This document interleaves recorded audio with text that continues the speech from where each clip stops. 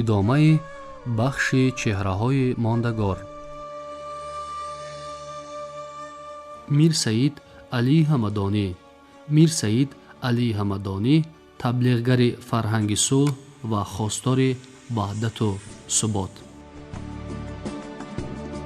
мағзан дар мағзи осори Мир Саид Алӣ Ҳамадониро васфи инсон, баланд бардоштани манзалату мартабаи ӯ, ҳимояи манфиати ҳаётии вай, таъкиди мақоми иҷтимоӣ ва сиёсии ҳар фард, эҳтироми зан модар, такмилу тақвияти суннатҳои фалсафию ирфонии худшиносию худогоҳӣ, роҳу тариқаҳои тарбияи ахлоқӣ ташкил медиҳанд. ин марди фозил аз худ асарҳоеро ба ёдгор гузоштааст, ки онҳо аз имтиҳони таърих гузашта дар ҳама асру замонҳо хидмат карда метавонанд. бисёр ҳикматҳои пурарзиши он ҳазрат ба аҳдофи режимҳои дунявӣ созгор ва барои сохти иҷтимоии адолатпарвар судманданд. илми идораи давлат, риояи адлу адолат ва ахлоқи ҳамида асосу пояи давлату давлатдорӣ имрӯз ҳам буда метавонад. он бузургвор нахустзинаи давлатдорӣ ва муҳимтарин пояи пайванди ҷомеаро дар осоиш ва аҳду рафоқати оила ва оиладорӣ мебинад. муносибати поку боэҳтиромона дар оила ба падару модар, зану фарзанд ва хешу ақрабо, дастгирии бечорагону корафтодагон ба ақидаи он ҳазрат ҳамон пайвандест, ки метавонад як оиларо бо оилаи дигар ва ҳамин тавр як ҷамоаро бо ҷамоаи дигар ва дар ниҳоят тамоми раъияти давлатро муттаҳид созад.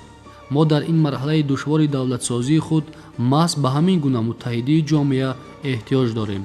боз як чизи дигар қобили зикр аст, ки дар фалсафаи Мир Саид Алӣ Ҳамадонӣ агар ҳоким нисбат ба шаҳрвандон 10 имтиёз дошта бошад, шаҳрвандон дар нисбати ҳокимон 2 баробар бештар, яъне дорои 20 имтиёз мебошанд.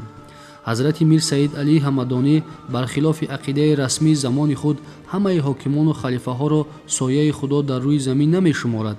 ба ақидаи ӯ он ҳокимоне, ки аз тариқати адлу эҳсон берун мераванд ва ба бандагони ҳақ шафқат намекунанд ва тобеи нафсу ҳавои худ ҳастанд, риштаи бисёр устувори давлатдорӣ ба ақидаи ҳазрати Амирҷон хиёнат накардани ҳокимон ва ягонагии қавлу амали онҳост.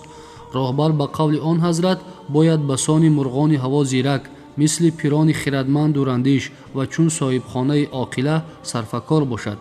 ин ҳикмат имрӯз ҳам ба роҳбарони ҳамаи зинаҳои идораи давлатии мо хеле омӯзанда мебошад.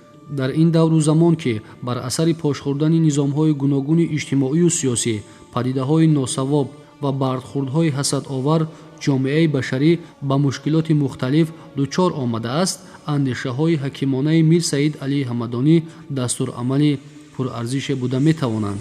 дар 10 шарте, ки Алӣ Ҳамадонӣ барои ҳокимияти одилонаву оқилона бар подшоҳону ҳокимон воҷиб мешуморад, асосан на ҳимояи манфиатҳои шахсони алоҳида ё гурӯҳи муайян, балки ҳифзи марому мақсад ва манфиати мардуми заҳматкаш, халқи оддӣ баён гардиданд. мутафаккир ҳатто баровардани ҳоҷати эҳтиёҷмандонро аз тоату ибодат авлотар мешуморад.